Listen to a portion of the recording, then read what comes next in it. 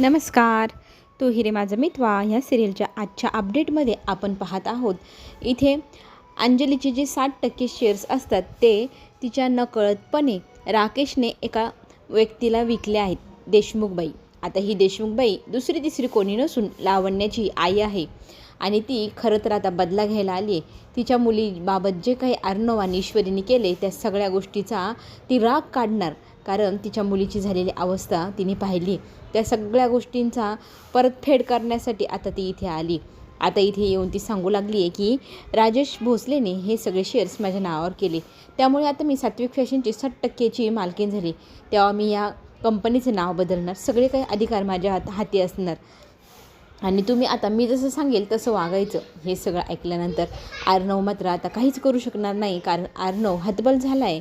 कारण ओरिजिनल जे पेपर्स आहे, जे काय आहे ती बाई घेऊन आली आणि ते ठेवले अर्णवसमोर. अर्णवला आता इथे कायद्याच्या भाषेत ती सांगते की हे सगळं काही माझं आहे आणि ह्या सगळ्याची मालकीण आता मी असणार 60%ची. त्याच्यामुळे इथून पुढे जे काही निर्णय घ्यायचे, जे काही करायचं ते फक्त आणि मीच करायचं, माझ्या मर्जीशिवाय इथे आता एक पाने हलवायचं नाही, असं म्हणत आता ती अर्णवला जवळ जाऊन म्हणू लागते की खरं तर मी हे सगळं केलंच नसतं, पण मी का करते तुला ठाऊक आहे? लावण्यामुळे. लावण्याला खूप त्रास झाला आहे तुझ्यामुळे. माझी लावण्या अजूनही त्या दुःखाला कुरवळत बसली आहे. त्यात ती ज्या अवस्थेत आहे ती अवस्था मी पाहिली, तू नाही पाहिलेली. तिची अवस्था जर तू पाहिली तर तुलाही कळेल की तू किती त्रास दिला आहे माझ्या मुलीला. माझ्या मुलीची ही झालेली अवस्था, ह्या सगळ्या घटनाक्रमाला तुम्ही दोघं नवरा बायकोच जिम्मेदार आहात. तू माझ्या मुलीशी लग्न करण्याऐवजी ह्या फडतूस मुलीशी लग्न केलं आणि तिच्या मनावर किती घात झाला या गोष्टीचा तू विचारही केला नाही. माझी मुलगी बिचारी किती दुःखात आहे हे जर तुला ज्या दिवशी कळेल त्या दिवशी मग तू मला सांग की मी चुकीचं वागते की बरोबर. आता राहिला ह्या अँटिक मशीनचा. सगळ्यात पहिले आपण बदल घडवायचे तर ह्या मशीनपासूनच घडवूया.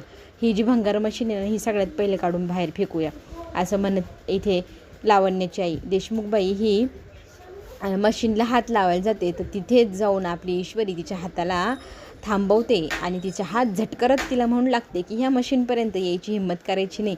ही अर्णव सरांच्या आईची मशीन आहे आणि त्या मशीनला तुमची हात लावायची हिंमतसुद्धा झाली नाही पाहिजे. ही मशीन इथेच राहणार, इथून अजिबात कोणी हलवायचं नाही. तर इथे लावण्याची आई म्हणजे देशमुखबाई म्हणू लागते की मी जे काही निर्णय घेईल ते ह्या कंपनीच्या याच्यात महत्त्वाचे असणार आहे, कारण मी ह्या कंपनीची आता खरी मालकीण आहे. त्यामुळे तू मला शिकवायची अक्कल गरज नाही. इथे अर्णव पण म्हणू लागतो देशमुखबाईला की तुम्ही एकदम चुकीचं करताय. माझ्या आईच्या मशीनला इथे हात लावायची कोणी आजपर्यंत हिंमत केली नाही, तुम्ही पण करायचं नाही. तर ती म्हणते बघूया, नक्कीच पुढे मी ह्या मशीनला आणि या सात्विक फॅशनच्या नावालाही पुसून टाकेल, अशी धमकी देत ती कॅबिनच्या बाहेर जाते. खरं तर हे सगळं प्रकार कॅबिनच्या बाहेर उभं राहून अंजली ऐकत असते. अंजलीला लक्षात आले की हे सगळं तिच्यामुळेच झालं. तिच्या त्या फडतूस नवऱ्याने ती कंपनी तिच्या नकळतपणे तिच्या शेअर्सला विकून ही त्या देशमुखबाईला दिलेली. अर्णव मात्र आता इमोशनल झालेला आहे. आपल्या आईच्या मशीनपर्यंत हात जायची हिंमत ठेवायची झाली आहे. सात्विका फॅशन बनवण्यासाठी त्याने किती मेहनत केली आहे, ती सगळी मेहनत आज एका फक्त त्या राकेश भोसले नावाच्या व्यक्तीमुळे गेली. का तो व्यक्ती आपल्याकडं आपल्या आयुष्यात आला, किती दुःख दिले ह्या व्यक्तीने आपल्याला, हा असा विचार करून तो इमोशनल होत असतो. आता अंजली बाहेर एकटीच रडत असते. रडता रडता ती हळूच सगळेजण बाहेर निघून गेल्यानंतर आत जाते. अर्णव त्याचा आईच्या मशीनजवळ उभा राहून रडत असतो. तर इथे ईश्वरी त्याला सावरत असते. तितक्यात ना आपल्या अंजली रडण्याचा आवाज येतो आणि ईश्वरी पाहते. लगेच ताईला सावरण्यासाठी ताईजवळ जातात दोघंजणं आणि ताईला मग इथे समजूत घालतात की प्लीज रडू नका ना. तर इथे खरं तर अंजली म्हणू लागते की तो व्यक्ती आपल्या आयुष्यात आला, त्याने किती आपलं आयुष्य खराब करून टाकलं, किती बदलून टाकलं. आपल्या आयुष्यात काहीच ठेवलं नाही ह्या व्यक्तीने. किती नालायक माणूस आहे हा, याला काहीच किंमत नाही आपल्या इमोशनची. आणि हे सगळं ऐकल्यानंतर खरं तर आता ईश्वरी म्हणत असते की तुम्ही स्वतःला त्रास करून घेऊ नका. तर ती म्हणते कसा त्रास करू नको घेऊ, किती मेहनत केली होती चिंटूने. आता 60% त्या बाईच्या नावावरती, म्हणजे ती बाई उद्या कंपनीचं नाव बदलेल, कंपनीचे सगळे रूल्स बनवेल आणि सगळे आपल्यावरती लादेल. आपल्याला तिच्या तालावर नाचावं लागणार. आपली कंपनी आपल्या हातून गेली फक्त त्या राजेशमुळे. हे सगळं माझ्यामुळे घडलं आहे असं म्हणत स्वतःला दोष देते. अंजली रडू लागते. तर तिला समजूत घालून अर्णव म्हणतो, अजूनही काही गेलेलं नाही, मी सगळं काही माझं पुन्हा मिळवेल. ताई फक्त तू खंबीर राहा, अजिबात त्या माणसासाठी अश्रू गाळायचे नाही, प्रॉमिस कर, आपण लढू, आपण सगळं काही आपलं पुन्हा मिळवू. अंजली मग भावाच्या हाताला हात देत म्हणू लागते की हो, तू म्हणतोस तर हे सगळं शक्यच होईल. आणि मग नव्याने उभारी अंजलीला अर्णव देतो आणि म्हणतो की आपण आता सगळेजण मिळून ह्यातून मार्ग काढायचा आणि खरे पेपर्स शोधायचे. बरं, मला तरी वाटतंय राजेशनीनं जरा चुकीचे पेपर आदलाबदली हेरफेर करून हे सगळे केले, तर ओरिजिनल पेपर आपण सगळेजण मिळून शोधूयात. चला तर मग. आता इकडे मात्र नम्रता नेहमीप्रमाणे आपल्या किचनमध्ये लेट येते आणि आली तर आली, अजून स्वयंपाकाची काहीच तयारी नाही. तर आजी विचारू लागते की अजूनही स्वयंपाक केला नाही. नम्रता म्हणते आपण 1 वाजेला जेवतो. म्हटलं की निवांत बनवावा. तर इथे अंजली नम्रता तू किती स्लो काम करते, तुझ्या लक्षात येतं का तू किती भांबवल्यासारखं करते. अगं तू क्लाउड किचन सांभाळणारी एक खमकी बाई असायला हवी ना, तर तू इथे किती वेंधळ्यासारखं करते, तुझी काहीच तयारी झालेली नाही आणि तू सगळ्यांना जेवायची वेळ झाली, काय वाढणार आहे तू आता. इथे लवकर स्वयंपाक आवरभर हात चालवा असं म्हणून आता आजी किचनच्या बाहेर जाऊ लागतात. तर नम्रताला आता लक्षात आलं आहे की आजी नाराज झाले, तर ती पटापटा घाई सगळं काम करायला हातामध्ये घेऊ लागते. आता हे सगळं प्रकरण ना लांबूनच इथे वल्लवी पाहत असते. तर वल्लवीला एक चांगला पॉईंट भेटला आहे आता ह्या नम्रताच्या मनात विष पेरण्याचा, आणि ते पेरण्याची जी ती संधी ती का सोडेल. आता इथे नम्रता घाई गडबड करू लागते आणि बघता पिठाचा डबा घेते, पटकन पीठ मळायला ताट घेते, त्यातनं कढईचा गॅस कमी करायचा, तर ती कढईला हात लावून राहिली मूर्खासारखी. मग बसला झटका हाताला. आता हे सगळं वेंधळेपणाची लक्षणं. आणि वल्लवी हे सगळं पाहून बिचारी ग आई ग असं म्हणत हसू लागते आणि मग जाऊन तिच्यासमोर कौतुक करू लागते, बघू तुझ्या हाताला काय झालं आहे. तर ती म्हणते काही नाही. मग तिच्या हाताला लाल झालेलं असतं, तर बर्फाने शिकवून देते आणि म्हणू लागते, बघ ना गं काय अवस्था झाली, नवीन नवरीस ना गं तू, तुझ्या जोडीला ती ईश्वरी का थांबली नाही, का ती गेली निघून कंपनीमध्ये. तिला कळायला हवं होतं ना तू नवी नवरी आहे, तुला इथे मदत करावी, तुला काय माहिती आहे नाही सांगावं शिकवावं. तर निघाली उंडा राहायला नवऱ्यासंग कंपनीच्या नावाखाली. ते दोघंजण मज्जा करताय आणि तुला इथे कामवाली बाई बनवून ठेवलं आहे. तुझ्या लक्षात कसं येत नाही, तू इथे स्वयंपाकीन बाई बनून आली आहेस का. तू तर खमकी मुलगी, तू क्लाउड किचन चालवते, तुझं स्वतःचा बिझनेस आहे, ते सगळं सांभाळायचं सोडून तू ह्या घरामध्ये स्वयंपाकीन बाईची कामं करतेस गं. आई ग मला फार वाईट वाटतंय तुझं असं म्हणत वल्लवी आता खरं तर मनात तिच्या विष पेरायला लागली.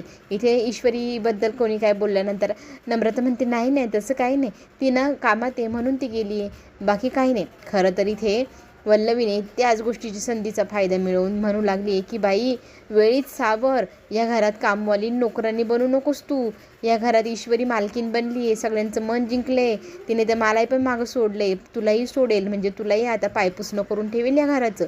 मला ना बाई तुझी फार काळजी वाटते, तू जर अशीच घरात कामं करत राहिली घरची तर तुझं करिअर काय असणार आहे, या घरात तुझं स्थान नोकरानीचं असणार, मोलकरीण बनून राहशील अगदी तू.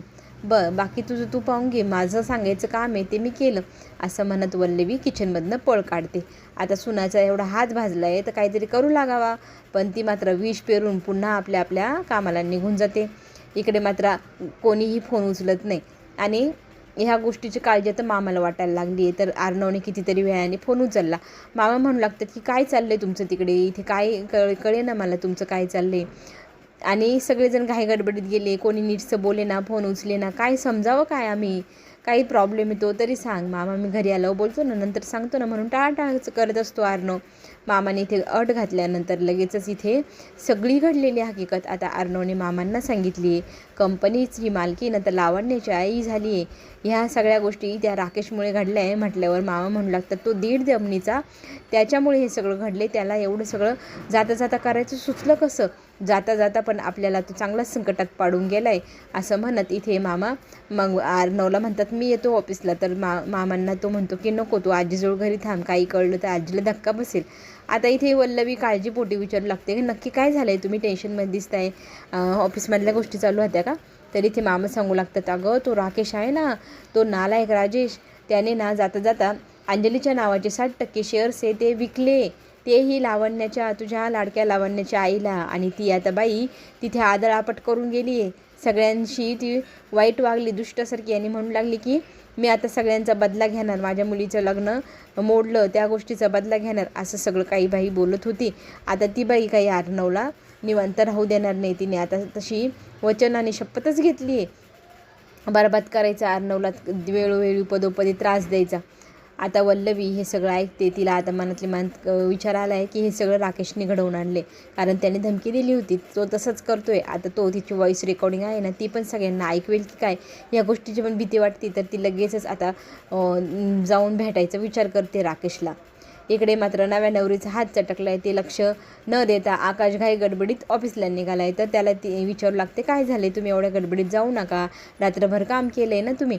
तर आकाश म्हणतो नाही, दादांनी बोलवले, काहीतरी महत्त्वाचंच असेल म्हणून त्यांनी बोलवलं, मला तिकडे जावंच लागेल. इथे नम्रता मात्र हट्टाने म्हणू लागते की आपलं तर ठरलं होतं ना आपण ना पिक्चर बघायला जायचं. तर इथे आकाश म्हणतो वेळ काळ समजून घे आणि आपण नंतर जाऊ. इथे नम्रताला फार वाईट वाटतं आणि आपण नवी नवरी असून आपलं कोणीही काही ऐकत नाही, आपल्याला घरकामासाठी इथे सारखं ईश्वरीने अडकवून ठेवले. ही गोष्ट आता ती मनातली बोलून दाखवते. आता तिच्या मनात ईश्वरीबद्दलचा राग वाढत चाललेला दिसणार आपल्याला. इकडे ऑफिसमध्ये आता सात्विका फॅशनची मीटिंग बोलवली आहे अर्णवने. सगळे मेंबर्स तिथे आलेले असतात आणि त्या सगळ्यांना आता इथे अर्णव रिक्वेस्ट करू लागला आहे की तुम्ही सगळ्यांनी मला एक मदत करायची आहे. ह्या सगळ्या ज्या फाईल्स आहेत याच्यामध्ये काही पेपर्स ओरिजिनल आहे, काही डुप्लिकेट आहे, ते आपल्याला शोधायचे. आणि तुम्ही सगळ्यात जुने कामगार, तुम्ही विश्वासाचे, तुम्हाला ह्या सगळ्या गोष्टीची माहिती आहे. तर कामगारही म्हणू लागतात की तुमच्यासाठी आम्ही काहीही करू सर. आजपर्यंत सात्विक फॅशनने आम्हाला आयुष्यात खूप काय काय दिले, तर आज तुमची वेळ आहे, तुम्हाला मदत हवी आमची, आम्ही नक्की जीवापासून मनापासून नाही का असं आपण काम करू म्हणतात. तर इथे ईश्वरी पण त्यांचं कौतुक करते आणि लागा कामाला असं त्यांना सांगू लागते. तुमची या मदतीची गरज आज अर्णव सरांना आहे. तर यातली खोटी बिलं, खरी बिलं सगळं काही टॅली करायचं आहे, सगळे हिशोब व्यवस्थित लावायचे, ओरिजिनल पेपर शोधायचे आपल्याला.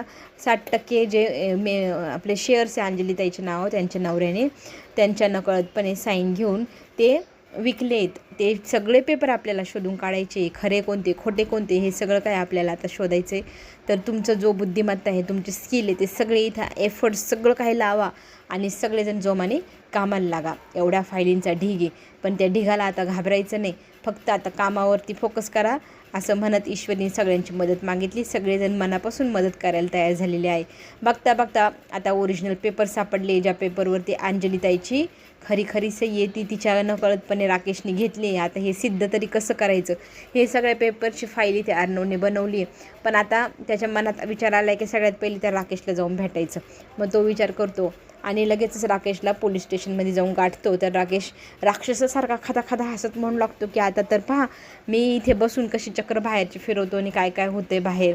आणि असं म्हणत आता खूप जास्त त्रास आता अर्णवला इथे राकेश देणार, तेही कुणाच्या मदतीने, लावण्याच्या आई म्हणजे देशमुखबाईच्या मदतीने. आता ही देशमुखबाई आणि त्याच्यानंतर वल्लवी आणि राकेश, त्यात हे सगळेजण काय मिळून संकट मिळवून आपल्या ईश्वरीपर्यंत पोचवत आहे आणि ह्या सगळ्याचा गुंताडा कसा सोडवते आपली ईश्वरी, हे सगळं काही पाहणं खरंच खूप महत्त्वाचं आहे. तर पाहायला विसरू नका तू ही रे माझा मितवा. आणि पुढे येणारे नवीन अपडेट, नवीन प्रोमोज, नवीन एपिसोड सगळं काही पाहण्यासाठी चॅनलला लाईक करा, म्हणजे सबस्क्राईब पण करा. लगेच उद्या ज्या दिवशी नवीन सिरियल येईल तर तुमच्यापर्यंत पोहोचल्यानंतर तिचं तुम्हाला नोटिफिकेशन येईल, तेव्हा बेल आयकॉनची घंटी वाजवायला विसरू नका. चला आपण पुन्हा भेटू, घेऊया छोटी विश्रांती.